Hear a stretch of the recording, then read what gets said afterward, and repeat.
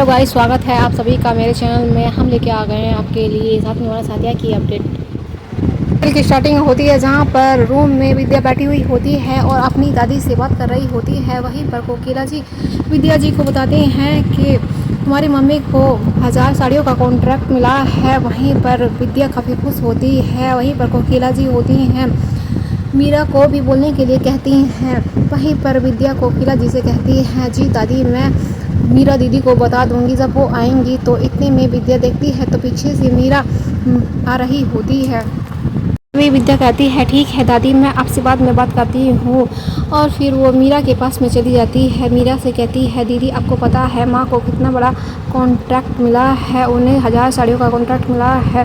वहीं पर मीरा भी बहुत खुश हो जाती है इस बात को सुनकर। वहीं पर मीरा के हाथ में एक फाइल होती है जो कि विद्या देखती है और पूछने लग जाती है, ये क्या है। वहीं पर मीरा कहती है, ये स्कूल से आई है, इस पे प्रियल के माता पिता की साइन चाहिए। विद्या को डराने लगती है और बोलती है कि आपको पता है कल प्रियल स्कूल में गई थी और वो डर गई थी क्योंकि सब बच्चों के माता पिता के साइन हो चुके थे, फाइल पर आप ही के नहीं हुए थे। वहीं पर मीरा कहती है कि जल्दी से विद्या इस पर साइन कर दो। वहीं पर विद्या साइन करने ही वाली होती है फाइल लेकर। फिर विद्या कहती है, दीदी मैं एक बार पढ़ लेती हूँ फिर साइन करती हूँ। मीरा कहती है, क्या ज़रूरत है पढ़ने की, मैंने पढ़ लिया है, सब ठीक है, बस तुम जल्दी से साइन कर दो।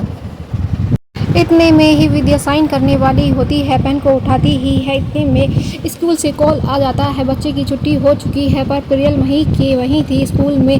वहीं पर ये सोचकर विद्या काफ़ी डर जाती है और कहती है, मैंने तो नैया दीदी को भेजा था, वहाँ पर वो नैया दीदी पहुँची ही नहीं है स्कूल में। विद्या कहती है, दीदी मैं साइन तो बाद में कर दूँगी, मुझे प्रियल की बहुत टेंशन हो रही है, मैं उसे लेने जा रही हूँ। वहीं पर विद्या निकल जाती है और मीरा उसे रोक नहीं पाती है। मीरा बोलते ही रह जाती है पर सोचती है अब तो क्या होगा, विद्या का साइन तो हुआ नहीं, चलो श्रवण का ही साइन ले लेते हैं। फिर वो श्रवण के रूम में आ जाती है जहाँ पर श्रवण अपने ऑफिस का काम कर रहा होता है। विद्या लॉक करती है गेट पर और कहती है, श्रवण जी मैं अंदर आ सकती हूँ। वहीं पर श्रवण कहते हैं, जी विद्या जी क्यों नहीं, आइए अंदर आप आ सकती हैं। वहीं पर श्रवण के कहने पर विद्या रूम में आ जाती है। वहीं पर श्रवण ऑफिस का काम कर रहा होता है। मीरा कहती है कि ये प्रियल के स्कूल से फाइल आई है, इस फाइल पर आपके और विद्या के साइन होने हैं। और वहीं पर विद्या तो प्रियल को स्कूल से लेने के लिए चली गई, मैंने सोचा क्यों ना आपसे ही साइन ले लिया जाए। वहीं पर सन कहता है, लाइए विद्या जी मैं कर देता हूँ, पहले मैं पढ़ लेता हूँ। वहीं पर मीरा सोचने लग जाती है, ऊपर तो मैंने पेपर स्कूल के ही लगा रखे हैं, अगर श्रवण पेपरों को पढ़ लेगा तो काफ़ी प्रॉब्लम क्रिएट हो जाएगी। वहीं पर इतने में ही श्रवण के पास एक कॉल आ जाता है। वहीं पर विद्या सोचती है, चलो थोड़ी ही देर में पेपर साइन हो जाएंगे। वहीं पर श्रवण ना देखते हुए ना पढ़ते हुए वो पेपरों पर साइन कर देता है बात करते हुए। वहीं पर मीरा की निकल पड़ती है और सोचती है, ये तो बहुत अच्छा हुआ। वहीं पर देखने लग जाती है, कोई आ तो नहीं रहा है। वहीं पर मीरा का काम बन जाता है और मीरा बहुत ही खुश हो जाती है, श्रवण को थैंक यू बोलती है। श्रवण बोलता है, कोई बात नहीं मीरा जी। पर सीन शिफ्ट होता है जहाँ पर दिखाया जाता है नैया होती है, वो किसी आदमी से मिलती है जो कि उसका काम करवा रहा होता है। वहीं पर नैया कहती है, जो मैंने काम दिया था वो तुमने पूरा किया है। वहीं पर वो कहता है, हाँ। वहीं पर नैया पैसे निकाल कर उसको दे देती है और कहती है, अब इस शहर में तुम नज़र मत आना और थोड़े दिन के लिए यहाँ से गायब हो जाओ। वहीं पर सीन शिफ्ट होता है जहाँ पर दिखाया जाता है जिगर कॉल से बात कर रहा होता है और उसे काफ़ी लॉस हुआ होता है और उसे किसी बैंक से लोन नहीं मिल रहा होता है। दूसरी तरफ गोपी को दिखाया जाता है, उसे हाल ही में ही कॉन्ट्रैक्ट मिला हुआ होता है, बहुत खुश होती है। वो बेलजी भाई से बात कर रही होती है और थोड़ी ही देर में फ़ोन को कट कर देती है। इतने में ही सोना आ जाती है। जय वीरू होते हैं, वो सोना को परेशान कर रहे होते हैं। वहीं पर सोना कहते हैं, देखिए बड़ी माँ, ये दोनों इनके पैर कहीं टिकते ही नहीं, भगवान ने इनके पैरों में स्प्रिंग लगा के रखा है जो एक जगह पे ठहरते नहीं, भागते ही रहते हैं और मुझे परेशान करते रहते हैं। वहीं पर गोपी कहती है, बेटा ये तो बहुत सीधे हैं, जब हमारे गोलू तोलू बहुत छोटे थे उनके मुकाबले में तुम्हारे जय वीरू बहुत ही सीधे हैं। गोपी कहती है, चलो कोई बात नहीं, तुम आराम करो, मैं इन बच्चों को संभाल लेती हूँ। वहीं पर सोना कहती है, माँ आप परेशान मत होइए, आप बैठिए, ये तो बहुत ही शैतान बच्चे हैं और पूरे दिन आपको भगा कर थका देंगे। वहीं कोकिला जी कहती है, समय ऐसे ही बीत जाता है, हमारे गोलू तोलू मीरा विद्या जब थे बच्चे और काफ़ी इंजॉय करते थे, काफ़ी शोर मचाते थे, अब वो लोग बड़े हो गए हैं, ऐसे ही कभी जब वीरू भी बड़े हो जाएंगे। ये समय बहुत ही अनमोल होता है, अपने बच्चों के साथ ज़्यादा से ज़्यादा टाइम स्पेंड करना चाहिए। ये जीता हुआ समय वापस नहीं आता है, बस यादें ही रह जाते हैं।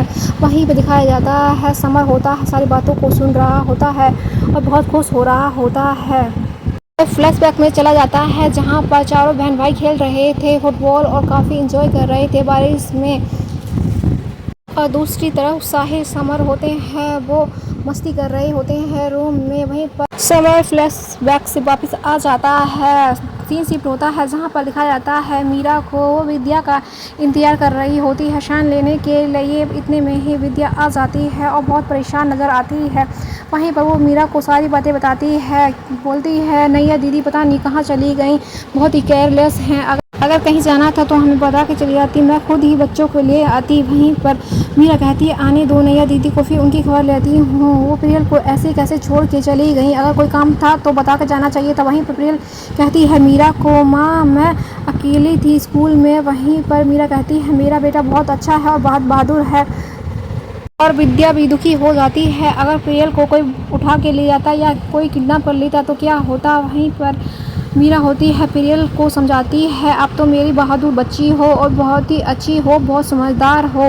वहीं पर विद्या और मीरा दोनों ही प्रियल से काफ़ी प्यार करती हुई नज़र आती हैं। विद्या को प्रियल के आंखों में डर नज़र आ रहा होता है। वहीं पर सीन शिफ्ट होता है जहां पर दिखाया जाता है नैया और प्रकाश को दिखाया जाता है। नैया कहती है अब मैं क्या बहाना बनाऊंगी, घर जाकर मैं प्रियल को लाना तो भूल ही गई। वहीं पर नैया कहती है मेरे पास एक आइडिया है। वहीं पर अपने दुपट्टे को फाड़ देती है और अपने हाथ में ग्रीस लेती है और प्रकाश से कहती है देखो मेरे पास इतना बहुत ही अच्छा आइडिया है। वो प्रकाश के फेस पर ग्रीस लगा देती है जिससे कि लगे उन दोनों का एक्सीडेंट हो गया है। वहीं पर प्रकाश कहता है तुम तो बहुत ही समझदार हो, तुम्हें तो पॉलिटिक्स में होना चाहिए। वहीं पर सीन शिफ्ट होता है जहाँ पर विद्या मीरा और श्रवण दोनों ही नैया का इंतजार कर रहे होते हैं और पूछना चाहते हैं कि वो प्रियल को अकेले छोड़कर कहाँ चली गई। विद्या प्रियल को खाना खिलाती है और उसे बहुत प्यार करती है। दूसरी तरफ मीरा बहुत परेशान नज़र आती है, उसे समझ में आ ही नहीं रहा होता है कि नैया आखिरकार कहाँ चली गई। इतने में आहट होती है और नैया गेट पर खड़ी होती है, साथ में प्रकाश भी होता है। वहीं सब लोग उनकी तरफ भागे हुए जाते हैं और पूछने लग जाते हैं कि तुम्हें क्या हुआ। वहीं पर विद्या कहती है दीदी ये कैसे हो गया। वहीं पर वो बताती है कि हमारी गाड़ी का एक्सीडेंट हो गया है। मीरा ये देख के हैरान हो जाती है कि वाकई में नैया दीदी का एक्सीडेंट हुआ है या कोई नाटक। वहीं पर विद्या बहुत परेशान होती है और कहती है कि प्रकाश जी आपको काफ़ी चोट आई है, मैं आपके लिए। पर श्रवण कहता है नैया तुमको ज़्यादा चोट तो नहीं लगी। वहीं पर नैया कहती है नहीं भैया छोटी मोटी खरोच आई है, ज़्यादा चोट नहीं लगी, हम ठीक है। वहीं पर वो प्रकाश के पास जाता है और उसका धन्यवाद करता है। श्रवण कहता है प्रकाश तुमने मेरी बहन को बचा लिया, तुम बहुत ही अच्छे लड़के हो। वहीं पर प्रकाश सुनकर इसके मन में लड्डू फूट जाता है और सोचता है कि श्रवण जी तुम मुझसे इम्प्रेस हो गई। दूसरी तरफ विद्या आती है, नैया को दवाई लगाती है। वहीं पर एपिसोड समाप्त हो जाता है। आगे की अपडेट जानने के लिए चैनल को सब्सक्राइब, वीडियो को लाइक करना ना भूले। फिर मिलता है नई अपडेट के